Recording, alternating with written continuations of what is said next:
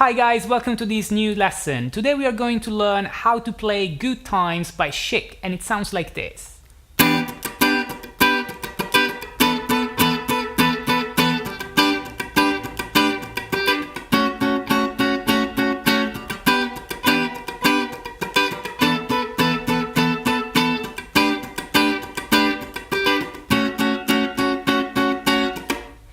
What's up guys, my name is Simone from Your Guitar Academy. Welcome to this new lesson. Today we are going to learn something in the style of Nile Rodgers, so we are going to play funky. Now, first of all, let's have a look at the chords that I was playing in these Good Times. The first chord is an E minor 7, and we are going to play this E minor 7 with a bar on the 7th fret, so with my first finger I'm barring the 7th fret from the A to the high E strings. So basically the bar covers 5 strings rather than 6, so I'm muting the low E string with the fingertip of my first finger, so that's the bar that I'm using. And then I'm going to play an A minor 7 shape, so this comes from the A minor 7 that you can play here in open strings. So I'm going to play this E minor 7 as a first chord, and then the second chord, in order to play this second chord, I'm only adding the little finger on the 10th fret of the B string, and when I play that, this becomes basically an E7 sus4, because this note that I'm adding here, the A, is going to be the 4th degree of E minor 7, so it becomes E7 sus4. That's what I'm gonna play there.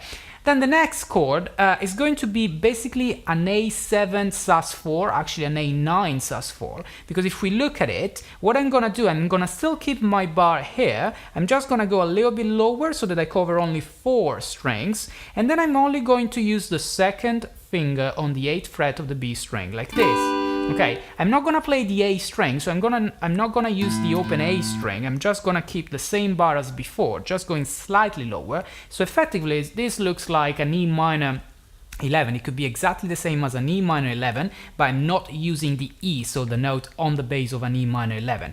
So we can call this chord A9 sus4, because starting from A as a root note, I'm going to find the 4th degree here, that's why a sus4, the 7th and the 9th as well here. So that's the chord that I'm gonna use.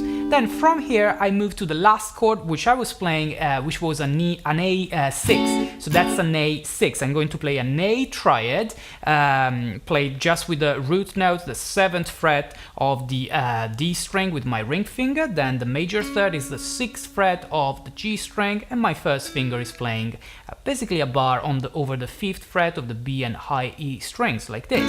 And then my little finger is now playing the 7th fret of the B string. This note, which is an F sharp, is the 6th in A, and that's why this is an A6.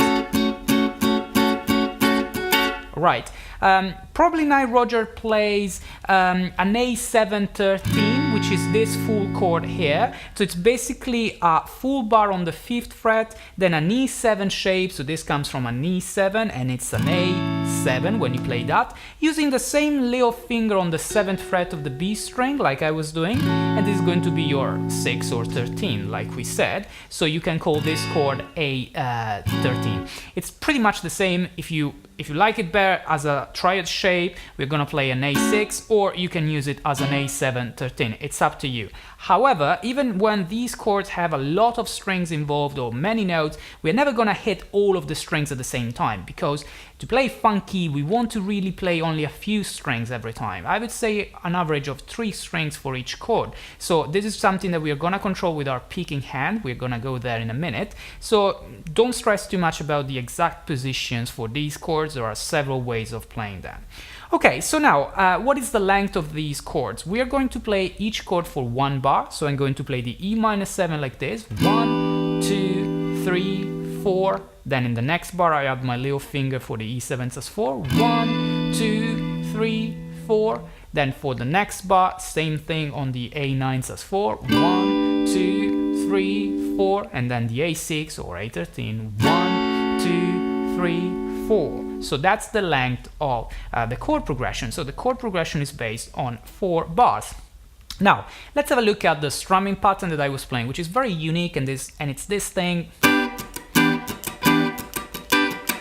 Okay, so what we want to get here is that on the first bar, so there's E minus 7 that I'm playing for 3 beats this.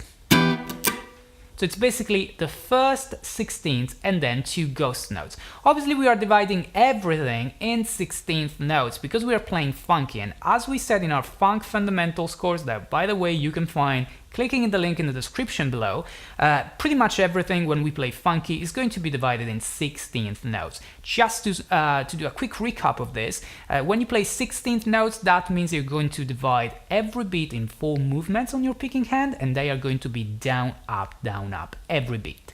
So in the first beat, actually in the first 3 beats of this first chord, I'm going to play in each beat 1 downstroke, which is going to be the first 16th, followed by 2 scratches, so 2 ghost notes like this. I don't need to mute the strings in this way, I can just do this, because the left hand, or in general the fretting hand, is going to mute the strings that you are not going to hear anymore in the chord. So you just release the pressure, you're not pressing anymore as you were doing before, and this is gonna sound like this, like that's the sound of the ghost note. So you do this for 3 beats and you get.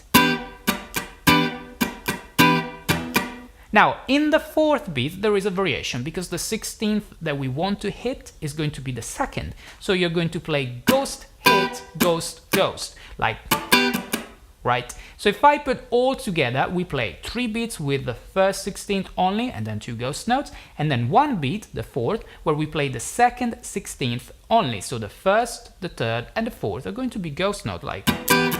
So let's play all together 1 bar of E-7 with this groove, like. Okay, it's all about the control of the picking hand. Remember to stay relaxed and not to hit too many strings, because the less information, the more funky you're going to play. Now, in the second bar, so when I move to E7 sus4, right, I'm going to play a different rhythm, and this rhythm is made by all downstrokes. Now, when you play these downstrokes, the division that I'm considering is still a 16th note division, but effectively I'm playing only the 8th notes, which means the first and the third 16th of each beat. So they're going to be all downstrokes, like 1 and 2 and 3 and 4 and, or if you want to count them in 16ths, they're going to be 1 E and a 2 E and a 3 E and a 4 E and a. As you can see, the sound of each of these downstrokes is going to be quite short. Now, in order to play this short sound, then that means you have to play something called staccato. Now, staccato means that the sound is going to be as short as possible. So rather than keeping it long, like this, where the sound continues and I'm waiting for the next one to arrive, I'm actually stopping it as soon as possible. Again, with my left hand. So it's my fretting hand, which is deciding whether I'm playing or not that chord, because I'm either pressing or not pressing when I want to play just something short in terms of sound, like this. Okay, so if I put together the first 2 bars with the E-7 and with the E7 sus4, all together they're going to sound like this.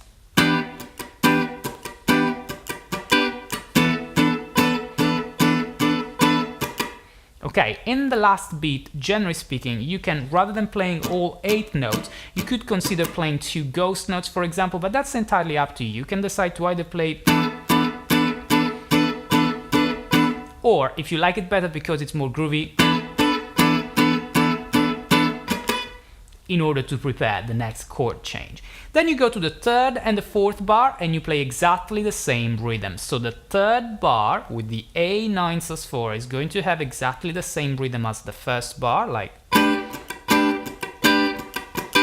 So again, the first 16th followed by 2 ghost notes for the first 3 beats, and then only the second 16th in the 4th beat. Then you move to the last chord. For example, now we played as an A6, and I played exactly like the second groove that we were analyzing. So I'm going to play all 8 notes with downstrokes and staccatos, like 1 and 2 and 3 and 4 and. Again, even here, feel free to add 2 ghost notes at the end rather than the last 8 notes, or rather than the last downstroke. It's completely up to you. Nile Rodgers plays a lot of different variations in the recording and even live, so feel free to adjust a little bit these funky rhythms according to your level of confidence with the 16th note grooves. Okay, now if I play all together slowly, the 4 bars that we were having a look at, they sound like this.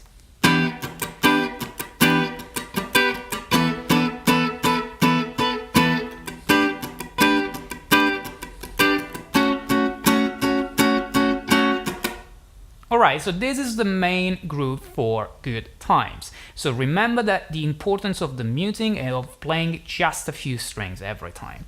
Now, this is the groove for the chorus of the song, so the main part of the song. For the verse, you're just gonna keep exactly the same chords, exactly the same length, but you're going to play a few variations to the strumming patterns. Now, it's completely up to you to come up with a different 16th note groove if you like it, something that sounds a little bit quieter, or you can just keep exactly the same groove as the main part, just playing quieter, maybe playing less strings. So you can focus on playing maybe just a couple of strings. And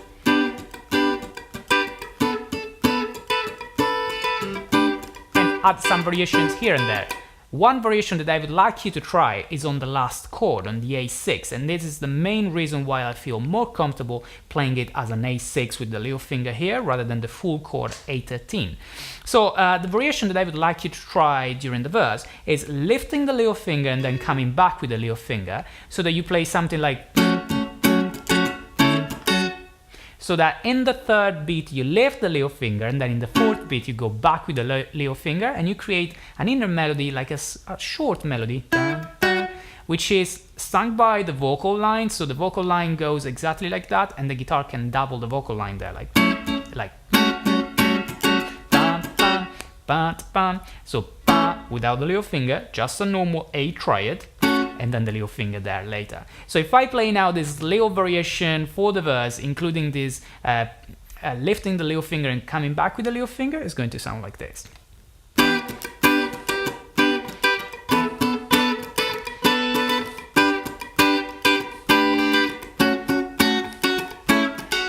Okay, obviously you can use it mixed with different ghost notes. It's completely up to you. You just want to keep a 16th note groove nice and steady. Now, this is pretty much everything you need to know in order to play Good Times by Chic in the style of Nile Rodgers, who's the guitarist and producer of this tune.